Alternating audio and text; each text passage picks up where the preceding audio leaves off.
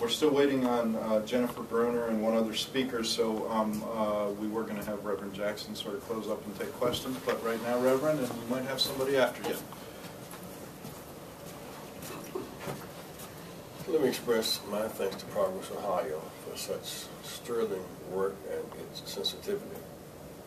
We are operating today under a cloud of reasonable suspicion. As in part of hangover 2008, we had the Secretary of State, the co-chair of the President's re-election campaign. We had dry machines in the White House and wet people designed to suppress the vote. One would have thought that that voter suppression scheme, which was so embarrassing, would have stopped the process. But this year it's actually escalated. The attempt to purge 1,100,000 from the rolls, the attempt to determine the outcome through chicanery. Courts struck it down. The use of the voter ID law cut down. In the bigger picture, the 1 million plus purged in Ohio, 1 million plus purged in Pennsylvania, but they don't have the early voting. They only vote today in Pennsylvania. So those will be very long lines.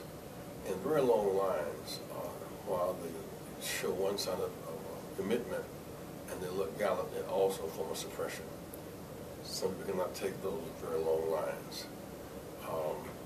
We were able to see in Cincinnati on this coming past Saturday, Sunday, just literally thousands of people. I've not seen such lines since Mandela's first election in South Africa. And while it was good to see people that determined it was also unfair, the seniors have to send the cold that long. For people to have to, those who are in their wheelchairs who are rolled up front, people who care to let them go up front, or those who are on crutches, or those who were blind, who had the dogs. Be kind on the line became a kind of expression, be kind on the line.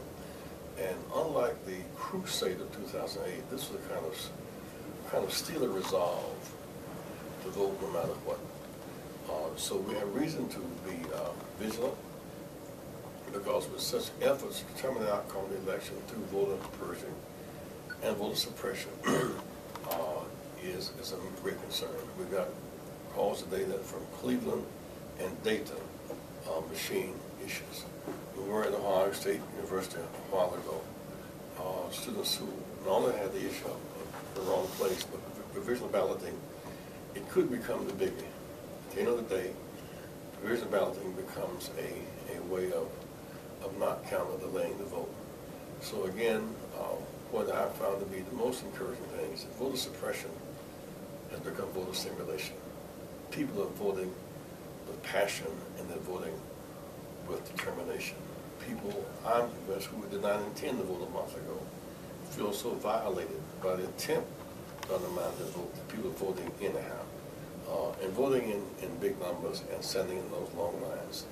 And I think that in addition to the voter suppression schemes, the other fact I found is that the name calling the president, the other name calling, you're not a Christian, you're not an American, you're not legitimate, that has turned into a sense of, it was an insult of all of us, he just bore the burden of our cross. And so between the attempt to take the vote and the attempt to demean the presidency, it's become a force, emotion for people to fight back. And I would think, lastly, Attorney, that the evidence is that people see signs of daylight coming. This time, 4 years ago, we had 100,000 troops in Iraq. They're home now, signs of daylight. More Americans have health coverage. There's signs of daylight. More youth have Pell Grants, signs of daylight. More Americans have a job. We lost 4 million 4 years ago. We gained 5 million, a net swing of 9 million jobs. So on the one hand, the threats to our rights has been a stimulus. On the other hand, the concrete evidence means that it bodes well for the president, as a matter of fact, because of that. And I am impressed to watch such long, determined lines of people, whether on the campuses, whether in the churches. We look forward tonight to having, hopefully, an early count, and we look forward to victory. Thank you very much. Thank you, Reverend. We'll take questions if you're on the phone.